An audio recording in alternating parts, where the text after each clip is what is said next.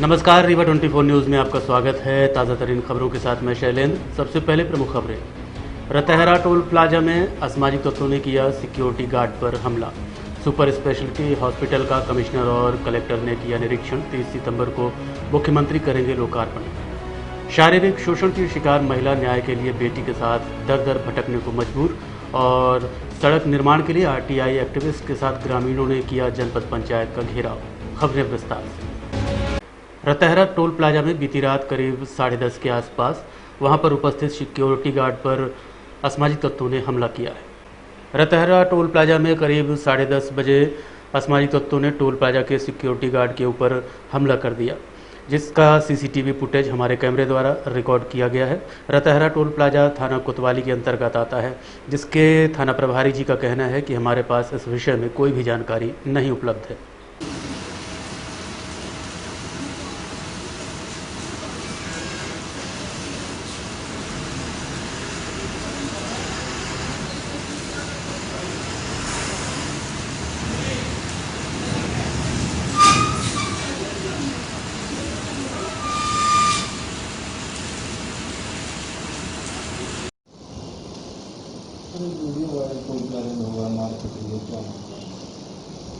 देखिए, रतहरा का जो टोल प्लाजा है वो थाना कोतवाली के अंतर्गत आता है और थाना कोतवाली में भी कल से लेकर आज तक अभी तक ऐसी कोई घटना की रिपोर्ट दर्ज नहीं कराई गई है। और मीडिया में कौन सा वीडियो वायरल हुआ है, कौन सा नहीं हुआ, मुझे इसकी जानकारी नहीं है।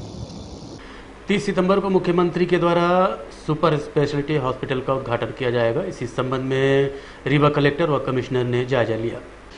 रीवा जिले के सुपर स्पेशलिटी हॉस्पिटल का कमिश्नर व कलेक्टर ने निरीक्षण किया। साथ ही डॉक्टरों के साथ किए गए चर्चा के अनुसार आगामी 30 सितंबर को मध्य प्रदेश के मुख्यमंत्री शिवराज सिंह के द्वारा लोकार्पण किया जाना है, जिसको लेकर चल रहे व्यवस्था का कमिश्नर व कलेक्टर ने जायजा लिया। कलेक्टर व कमिश्नर ने अधिकारियों की बैठक ली और बचे हुए कार्यों को जल्द पूरा करने का निर्देश दिया। गौरतलब है कि विंध्य में उपचार व जांच की मशीनें उपलब्ध नहीं है, जिसकी वजह से मरीजों को नागपुर, मुंबई, लखनऊ, दिल्ली जैसे बड़े शहरों में इलाज करवाने के लिए जाना पड़ता है। ये माननीय मुख्यमंत्री जी का 30 तारीख को संभावित कार्यक्रम है सुपर स्पेशलिटी हॉस्पिटल के लोकार्पण का। उस संबंध में आज ये बैठक आयोजित की गई है और सभी लोगों को अपने दायित्व सौंपे गए हैं तथा स्थल निरीक्षण किया गया है कि कार्यक्रम कहाँ होगा, किस तरह से संपन्न होगा। व्यवस्थाएं जो बनाई गई हैं कि सभा कहाँ पे होगी, माननीय मुख्यमंत्री जी की कहाँ पे वो उसका लोकार्पण करेंगे, उसके संबंध में व्यवस्थाओं का अवलोकन करके निर्देश जारी किए गए सभी अधिकारियों।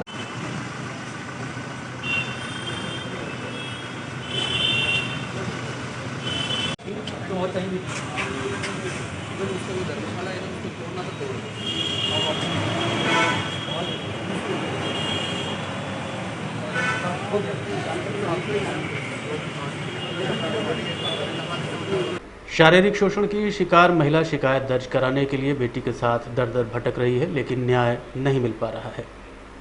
एक ऐसा ही मामला प्रकाश में आया है, जहां पर जिले के हनुमाना थाना के एक महिला ने लिखित शिकायत पत्र प्रस्तुत करते हुए आरोपी संतोष पर शारीरिक शोषण करने का आरोप लगाया है।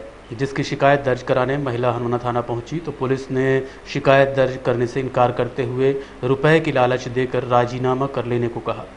धोखे से शारीरिक शोषण की शिकार महिला ने जिला पुलिस प्रशासन से न्याय की गुहार लगाई है।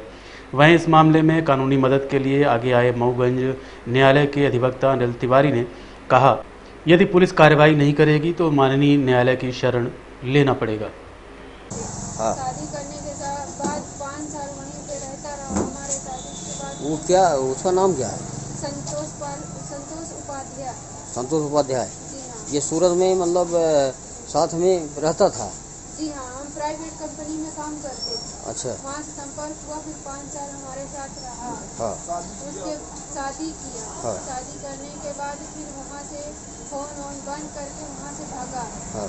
भाग करके यहाँ आया। फिर यहाँ से एक हनुमाना से लॉकेट लेके गया था, उसके आधार से हम यहाँ तक पहुँचे। संतोष पाल किस गांव का है? संतोष उपाध्याय है। सॉरी, उपाध्याय रघुनाथगढ़। ये हनुमाना थाना का है। अच्छा, तो मतलब आप दोनों शादी की है वहाँ पे सूरत में? मंगलसूत्र लेके गए थे, पहनी गले में। और यहाँ से शादी मंदिर में शादी की थी। यहाँ से मंगलसूत्र मंदिर में शादी की।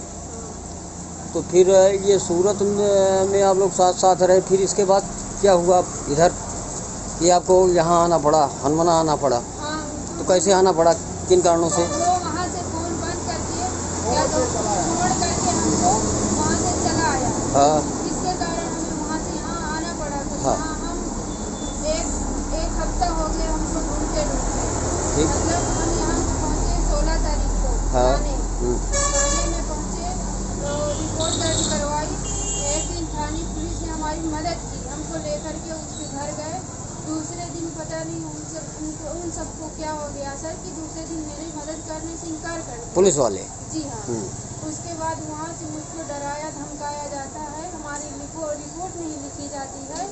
और उसके बाद उसके चाचा आए थे संतोष के, वो जो फौजी वो आए थे। उसके बाद वो कह रहे थे कि वो मतलब वो 4-5 लोग ले करके दरवाजे पे गाड़ी लगाए थे।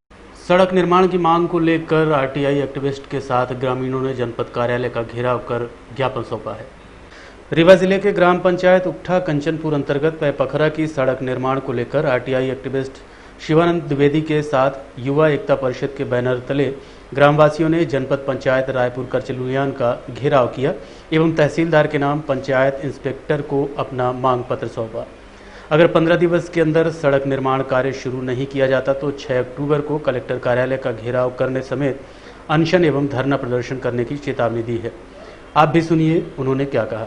उक्ठा कंचनपुर ग्राम पंचायत है और ये युवा एकता परिषद की तरफ से आज ज्ञापन दिया गया है। यहाँ पर पता चला कि तहसीलदार यहाँ पर उपस्थित नहीं है और एसडीएम है वो ऑलरेडी कोरोना पॉजिटिव है। सीओ को बात करने का प्रयास किया तो उन्होंने बताया कि हम 10 दिन से छुट्टी पे हैं और उनका विश्वास सही नहीं है। तो अब सवाल यह है कि ये जो रोड की समस्या है, पिछली बार मीडिया वगैरह में तमाम आई थी, सब ग्रामीणों ने आंदोलन वहाँ पर किया था और युवा एकता परिषद के सदस्यों ने भी, पदाधिकारियों ने। तो ये रोड अभी तक बनी नहीं है, उनको ज्ञापन दिया गया था और ये रोड बनाई जानी थी। अब सवाल यह है कि ये जो जिम्मेदार लोग हैं तो इनको गांव के लोगों की जो तकलीफ़ है, समस्या है, उससे तो इनको कोई लेना देना नहीं है। हर पंचायत में आप देखेंगे तो इस समय चाहे वो जिला पंचायत से हो या पंचायत विभाग के कहीं से भी उनका एडवर्टाइजमेंट है, तमाम बता रहे हैं कि हमारा काम बहुत तेज़ी से चल रहा है, ग्रामीणों को रोज़गार मिल रहा है, जो बाहर से लोग आए हुए हैं वो सब रोज़गार में लगे हुए हैं, रोज़ नई नई फ़ोटो शेयर करते हैं। और हम कहते हैं कि यही फ़ोटो आप शेयर करिए, जो रोड की थोड़ा सा शेयर कर दीजिए कि ग्राम पंचायतों में, गांव में रोड की क्या स्थिति है, लोग किस तरह से परेशान हो रहे हैं। और जो बेसिक मूलभूत एक विकास का जो मार्ग है जिसे सड़क कहते हैं अपन, और सड़क की स्थिति गांव में बहुत बदतर है। सिर्फ ये पैपखरा ग्राम की स्थिति नहीं है, हम तो कहते हैं कि इस देश में 2.5 लाख से अधिक पंचायतें हैं और 6 लाख से अधिक गाँव हैं और उनकी जो स्थितियां हैं वो बद से बदतर होती जा रही हैं। सरकारें मात्र कारपोरेट की हैं, उनको फुर्सत नहीं है कारपोरेट को खुश करना है, उनसे उनको चंदा लेना है पार्टियों को और अपनी राजनीतिक रोटी सेंकना है। अब जब कोरोना जैसी महामारी आ गई, सब भाग भाग के अपना जान बचा करके गांव की तरफ आ रहे हैं, तो लोगों को ये भी समझना चाहिए कि गांव को एक ऐसी व्यवस्था वो दें जहां पर विकास कुछ दिखे। बिजली, पानी, सड़क, स्वास्थ्य, शिक्षा, ये मूलभूत बेसिक मानवाधिकार की, ह्यूमन राइट्स की जो आवश्यकताएं हैं, इनकी आवश्यकता है कि उनको सही तरीके से एक आकार ढांचा दिया जाए, लेकिन वो किसी का ध्यान उसमें जा नहीं रहा है। सांसद विधायकों को फुर्सत नहीं है अपना प्रचार करने के आगे। चुनाव आ रहा है, यहाँ पर बहुत सारी बातें की जाएंगी लोगों को खुश करने के लिए, लेकिन जो मूल बातें हैं उन पर किसी का ध्यान नहीं है। क्या इनको समझ नहीं आता? मुख्यमंत्री शिवराज सिंह चौहान जी हैं, उनको देखना चाहिए ये सारी चीज़ें जाती हैं मीडिया में, और मीडिया के जो हर एक पब्लिशिंग होती है, पेपर की हो या इलेक्ट्रॉनिक मीडिया की हो, वो विभागों को, जो जनसंपर्क विभाग होता है उसको विधिवत देखना चाहिए कि आज इस जिले की मीडिया में क्या छपा है, और यदि छपा है तो उसको वो ले आकर के उसका वेरिफिकेशन करवाएं। वेरिफिकेशन करवा के उसके आधार पर उसका विकास कार्य के साथ उसको जोड़ें। लेकिन मीडिया में इतना कुछ छपता रहता है, इतनी आवाज़ें उठती हैं तमाम से, लेकिन सरकारों को कोई फर्क नहीं पड़ता। ऐसा लगता है कि बिल्कुल गूंगे और बहरे की तरह बन करके बैठे हुए हैं और आम जनता इससे परेशान हो रही है। तो हम यही चाहते हैं कि इसमें ये जो रोड की न केवल सिर्फ पखरा गांव के लिए रोड बने, बल्कि पूरे गांव की, हमने तो बताया कि पूरे 6 लाख से अधिक जो भारत के गांव हैं उनको रोड की आवश्यकता है, बिजली पानी सड़क की आवश्यकता है, स्वास्थ्य शिक्षा की आवश्यकता है। और ये आज ज्ञापन दिया गया है और बहुत जल्दी यदि इस बात पर अमल नहीं किया जाता तो आगे इसके लिए आंदोलन प्रदर्शन किया जाएगा। हम लोग इसकी रणनीति बना रहे हैं। युवा एकता परिषद के संरक्षक पंडित सचिन शर्मा सूर्या के द्वारा यह पूरा हम ये कहना चाहते हैं सचिन शर्मा जी को कि आपके साथ आपने जो जनहित का मुद्दा उठाया, हम आपके साथ में हैं। हम इन सब युवाओं के साथ में जो ग्रामीण यहाँ पे आए हुए हैं, जहाँ भी आवश्यकता पड़ेगी, जैसी आवश्यकता पड़ेगी, हम उनके साथ खड़े रहेंगे और निश्चित तौर पे इस पर आंदोलन किया जाएगा, इस बात को उठाया जाएगा। उठा कंचनपुर ग्राम पंचायत के अंतर्गत हम सब पैपखरा ग्रामवासी आज जनपद पंचायत का घेराव कर ज्ञापन सौंपने आए थे, जिसमें 15 दिवस का अल्टीमेटम दिया गया है। अगर इस दौरान सड़क निर्माण कार्य आरंभ नहीं होता है तो एसडीएम कार्यालय की तालाबंदी एवं घेराव कर हम सब मिलकर धरना प्रदर्शन वहाँ करेंगे। अभी यहाँ क्या आश्वासन दिया गया आपको? यहाँ आश्वासन दिया गया है कि 15 दिवस के अंदर निर्माण कार्य चालू कराया जाए। ज्ञापन दिया निर्माण से संबंधित है 8 किलोमीटर निर्माण का जी, तहसीलदार साहब के नाम से है। तहसीलदार साहब को ये इस कार्यालय से भेज दिया जाएगा कार्रवाई के लिए। इससे पहले भी युवा एकता परिषद आंदोलन किया था ग्रामीण स्तर में, तभी तक कार्रवाई नहीं हुई, क्या वजह है इसकी? इसके संबंध में हमें तो जानकारी नहीं थे। क्या कुछ कार्रवाई करेंगे इसमें जानकारी में? इसमें जो भी नियमानुसार होगा कार्रवाई। मऊगंज थाना अंतर्गत एक्सीडेंट की घटना के संबंध में प्रभारी एसपी अतिरिक्त पुलिस अधीक्षक शिव कुमार वर्मा ने खुलासा किया है। मऊगंज थाना अंतर्गत एक्सीडेंट की घटना के संबंध में प्रभारी एसपी अतिरिक्त पुलिस अधीक्षक शिव कुमार वर्मा के अनुसार दोनों युवक गांव मऊगंज से रीवा संजय गांधी अस्पताल इलाज करवाने आए थे। उसके बाद ये अस्पताल से वापस गाँव के लिए रवाना हुए। उसके पहले ही इन्होंने हॉस्पिटल के पास ही जीजा के साथ शराब पी और आगे जाकर पहले ढाबे में रुके। वहां से निकलते ही इनका एक्सीडेंट हो गया। घटना का समय 8:30 बजे के आसपास का है, जिसमें दीपक साकेत 20 वर्ष ग्राम चूल्हा, जिसकी मौके पर ही मौत हो गई। सुनील गाड़ी चला रहा था, जो अभी भी घायल अवस्था में है। थाना मऊगंज में कल 8:30 बजे शाम को एक घटना घटी थी, जिसमें जानकारी लगी तस्दीक करने पर सारे तथ्यों की, जिसमें दीपक साकेत 20 वर्ष ग्राम चूल्हा थाना मऊगंज का रहने वाला था, इसकी मौत हुई थी। सुनील इसके साथ जो था गाड़ी चला रहा था। कल ये रीवा अस्पताल आए थे किसी काम से। इनको यहाँ पर इनके जीजा जी मिले थे। जीजा जी के साथ ये गंगेव वापस गए। वहाँ बैठ के इन्होंने कुछ खाना पीना खाया और जानकारी लग रही कि वहाँ शराब भी पी, जिस तरह से सुनील ने बताया है। उसके बाद जीजा जी इसके बाहर चले गए। सुनील और दीपक दोनों मोटरसाइकिल से गाँव की तरफ रवाना हुए। उसके बाद ढाबे पे बैठे, वहाँ पर पटेल ढाबा था। ढाबे पे बैठने के बाद फिर थोड़ी देर बाद वहाँ से आगे निकले थे। ढाबे से 100 मीटर के आसपास ही चले होंगे कि इनका एक एक्सीडेंट हुआ मोटरसाइकिल स्लिप होने से। वो गाड़ी करीब 7-8 फीट नीचे गिरी। नीचे पत्थर थे, उसमें दीपक को पत्थर से चोट लगी थी और सुनील जो था वो भी घायल था। ढाबे वाले दौड़ के गए, आवाज़ आई थी तो, और उन्होंने फिर जाके दोनों को ऊपर निकाला, बाहर निकाला। उसके बाद सुनील वहाँ से भाग गया। सुनील ने घर जाकर अपने परिजनों को, गाँव वालों को कुछ जानकारी दी, जिससे गाँव वाले भ्रमित हो गए और गाँव के लोग आज सुबह थाने पर आए थे और उन्होंने इस तरह की रिपोर्ट की कि दीपक का और सुनील को मारा था किसी ने और उसकी दीपक की हत्या कर दी है।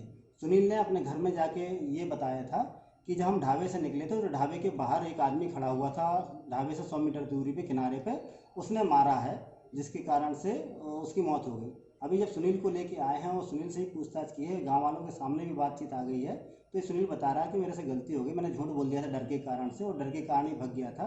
मोटरसाइकिल मैं चला रहा था, गाड़ी मेरी गिरी थी और उसके कारण से चोट लगी थी। ये मामला टोटली एक्सीडेंट का मामला है। इसमें सब तरह की तस्दीक कर ली गई है पुलिस के द्वारा और वैधानिक कार्रवाई की जा रही है। डर के मारा नहीं बता रहा है लड़का, और लड़का काल आकर बताया है कि मारा गया लड़का के जब लाठी मारी नहीं यार कपारे में, तो मैं पकड़ना गया तो मैं जब पकड़ने लगे तो हमको एक लाठी मारा पौधे पर, तो मैं भाग कर तार कूद कर तार के ऊपर गया, धनिया में गिर पड़ा। जब धनिया में गिर पड़ा तो हमका कौन का लाठी मारी, जब कौन लाठी मारा तो उठ कर भाग के हम गए। हम हॉस्पिटल में अपनी बहू को ले आए थे। बहू को डिलीवरी बच्चा है पेट में, अभी भी एडमिट है, उसको ले आए थे। यहाँ हम जब आए तो इन लोग बच्चों के पास फ़ोन लगाए कि ये लोग फ़ोन नहीं उठा रहे। जब फ़ोन हॉस्पिटल में लेके आए तो जब कोई फ़ोन उठाया तो कहीं क्या एक्सीडेंट हो गया। तो एक्सीडेंट हो गया है तो यहाँ भर्ती है। तब हम लोग दौड़ दौड़ के वहाँ गए। जब गए तो देखे तो फिर हो गया, घर में फ़ोन लगवाए, घर में बच्चा था तो वो बच्चा भी। क्या मानते हैं, हादसा है या हत्या? ऐसा हम मानते कि माने हत्या है। कैसे मानते हैं? मानते इसलिए है कि गाड़ी का पिछला भाग क्यों टूटा है, यदि मारा नहीं गया तो पिछला भाग के आगे क्यों नहीं गाड़ी फूटी। हम ये कहते हैं पिछला भाग क्यों टूटा है। पुलिस और कार्यों से संतुष्ट है या नहीं? हम संतुष्ट नहीं है। हम जो है तो रात के रिपोर्ट करने आए तो हमारा रिपोर्ट नहीं लिखे, हमको उल्टा चौक तवाल को डालते, हमको जो है चलो बाहर। आपका बच्चा अंदर है उनके कस्टडी में? वो भी कह रहे हैं कि झगड़ा हुआ है, वो भी कह रहे हैं कि झगड़ा हुआ है लेकिन इनसे नहीं हुआ है। उसके क्या नाम है आपका? अनिल कुमार साकेत। और ये मृतक का क्या नाम है? दीपक साकेत। कहाँ के रहने वाले हैं? छुरिया, थाना मऊगंज। क्या घटना हुई? घटना हमें नहीं मालूम है, सिर्फ इतना मालूम है सर कि मऊगंज हम लोग पहुँचे, सूचना मिली कि एक्सीडेंट हो गया है। क्या हुआ कैसा हुआ है नहीं पता था। वहाँ पहुँचाते जो है तो वहाँ पट्टी वट्टी करके रखे थे, तो वहाँ से लेकर हम लोग आए, यहाँ रीवा रेफर कर दिए थे तो यहाँ लेकर चले आए। किसने बताई आपको सूचना दी? गांव में सूचना आई किसी के पास, तो लोग हल्ला हुआ, तब हम लोग आए, पूरा गांव ही आया, 2-4-6 लोग यहाँ आए और लोग फिर चले गए घर और हम लोग रुके। यही कि जो है तो वहाँ एक्सीडेंट वगैरह हो गया है, शिव ढाबा के पास कहीं। कितने बजे? और करीब हम लोगों को 7 बजे मालूम हुआ था। और घटना कितने बजे? 7-8 करीब थे, और घटना नहीं मालूम था कितने बजे हुई है। सूचना कहाँ किसने दी आपको? सूचना गांव के लोग दिए हैं सर। हल्ला हुआ तो अब हाँ तो हम लोग भाग गए हैं। देखते रहिए रीवा 24 न्यूज़। मिलते हैं छोटे से ब्रेक के बाद। हड्डी जोड़ एवं रीढ़ रोग तथा स्त्री रोग एवं प्रसूति रोग का इलाज एक ही छत के नीचे। विघ्नहर्ता hospital and trauma centre, hotel landmark के पास, रतहरा, रीवा। डॉक्टर संतोष सोनी, पूर्व चिकित्सक, बॉम्बे हॉस्पिटल, मुंबई। हड्डी जोड़ एवं रीढ़ रोग विशेषज्ञ, छोटे चीरे एवं दूरबीन विधि द्वारा हाथ तथा पैर की हड्डियों का ऑपरेशन। गठियाबात, जटिल एवं बिगड़े हुए फ्रैक्चर का बेहतर इलाज करते हैं डॉक्टर संतोष सोनी। विघ्नहर्ता हॉस्पिटल ट्रॉमा सेंटर में ही स्त्री एवं प्रसूत रोग विशेषज्ञ डॉक्टर शैलजा सोनी भी उपलब्ध हैं, जिनकी देखरेख में नॉर्मल डिलीवरी, सिजेरियन ऑपरेशन एवं बच्चेदानी से संबंधित ऑपरेशन की बेहतर सुविधा। संतानहीन दंपत्ति तत्काल संपर्क करें।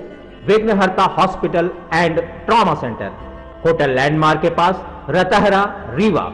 सुविधाजनक एवं सफल इलाज हेतु आज ही संपर्क करें। विघ्नहर्ता hospital and trauma centre, hotel landmark के पास, रतहरा, रीवा। मोबाइल नंबर 7828781983 अथवा 8462956774 पर। कांग्रेस नेता सिद्धार्थ तिवारी ने निज आवास पर किसानों के हितों को लेकर पत्रकार वार्ता आयोजित की। कांग्रेस नेता एवं पूर्व लोकसभा प्रत्याशी कांग्रेस नेता सिद्धार्थ तिवारी ने किसान हितैषी मुद्दे पर पत्रकार वार्ता आयोजित की। जिले के सांसद, विधायकों सहित तमाम जनप्रतिनिधियों को नपुंसक बताया। कांग्रेस नेता ने कहा कि 8 विधायक के बावजूद भी मंत्री पद नहीं ला पाए तो जनता का सहयोग कैसे करेंगे। सरकार के द्वारा किसान सम्मान निधि की राशि बढ़ाने को चुनावी एजेंडा बताया। उस समय मंडियों के कारण एक एमएसपी का प्रावधान होता था, मिनिमम सेल प्राइस का। मिनिमम सेल प्राइस एक मार्गदर्शक सूचक हो जाती थी किसान के लिए। किसान से एक व्यापारी जब बोलता था कि गेहूं आप हमको 1400 रुपये दे दीजिए, तो कहता था भैया मंडी तो हमको 1950 रुपये दे रही, 100 रुपया कम ले लो, इतना कम नहीं दोगे। तो वो एमएसपी जो है अब खत्म हो जाएगी। सबसे अधिक एमएसपी अगर खत्म करना, जैसा कह रहे हैं लोग कि एमएसपी नहीं खत्म होगी, प्रधानमंत्री का खुद बयान है, तो मेरा कहना है कि इसमें एक सुझाव क्यों नहीं करते, जो किसान की मांग है, जो विपक्षी पार्टियों की मांग है, कि आप वो जो प्राइवेट मंडीज को आप ये खरीद के राइट्स दे रहे हो, उनके साथ एमएसपी का प्रावधान उसमें कर दीजिए। कि भाई मिनिमम इससे कम में कोई भी प्राइवेट कंपनी किसान की उपज नहीं खरीदे। दूसरा जो एक महत्वपूर्ण है, जिस पे अभी इन्होंने सिद्धार्थ तिवारी जी ने भी बोला था कि कोई इसका रेगुलेशन नहीं है, कोई नियम नहीं है। आप एसडीएम और तहसीलदार के कोर्ट में ले जाना चाहते हो। अगर कोई विवाद होता है तो विवाद को हमारे ख्याल से न्यायपालिका में ही जाना चाहिए और समयबद्ध तरीके से उसका। कांग्रेस पार्टी और हम सब चाहते हैं कि किसानों का भला हो। एपीएमसी का जो नियम है इसमें सुधार हो, लेकिन नरेंद्र मोदी सरकार क्या कर रही है? जिस किसान के घर में एक छत पड़ी हुई है, छत हो सकता है 1 या 2 जगह से लीक कर रही है, उसको बोल रहे हैं ऐसा है कि हम तुम्हारी छत लेके जा रहे हैं, ना रहेगी छत ना रहेगा छेद। तो उसके सर से पूरी की पूरी छत उठाने का काम नरेंद्र मोदी सरकार कर रही है। इस एपीएमसी बिल जिसकी ये बात कर रहे हैं, इसमें इनकी खुद की अटल बिहारी वाजपेयी जी की सरकार ने अधिनियम लाया था और इसको पारित करने के लिए प्रदेशों में भेजा था। खुद नरेंद्र मोदी जी की जो भारतीय जनता पार्टी है, इन्होंने अपने, केंद्र सरकार ये बोल रही है कि किसानों को एमएसपी मिलेगा, बंद नहीं होगा, तो कागज में लिखने में क्या समस्या है? बिल में एक लाइन लिखने में एमएसपी में क्या समस्या आ रही है आपको? मैं कारण बताता हूं कि विश्वसनीयता आपकी क्यों नहीं है नरेंद्र मोदी जी। आपने स्टेट्स जितनी हैं, जितनी राज्य सरकारें हैं, उनके हक का पैसा देना, आपने बोला कि हम इनके हक का पैसा देंगे, जीएसटी लागू होने दो, और अभी क्या हुआ आप सबको मालूम है कि जीएसटी का हिस्सा देने से केंद्र सरकार ने मना कर दिया। और अब चलने से पहले प्रमुख खबरें एक बार फिर। रतहरा टोल प्लाजा में सामाजिक तत्वों ने किया सिक्योरिटी गार्ड पर हमला। सुपर स्पेशलिस्ट अस्पताल का कमिश्नर और कलेक्टर ने किया निरीक्षण। 30 सितंबर को मुख्यमंत्री करेंगे उद्घाटन। शारीरिक शोषण की शिकायत महिला न्याय के लिए बेटी के साथ दर दर भटकने को मजबूर। और सड़क निर्माण के लिए आरटीआई एक्टिविस्ट के साथ ग्रामीणों ने किया जनपद कार्यालय का घेराव। आज के अंक में इतना ही। देखते रहिए रीवा 24 न्यूज़। नमस्कार।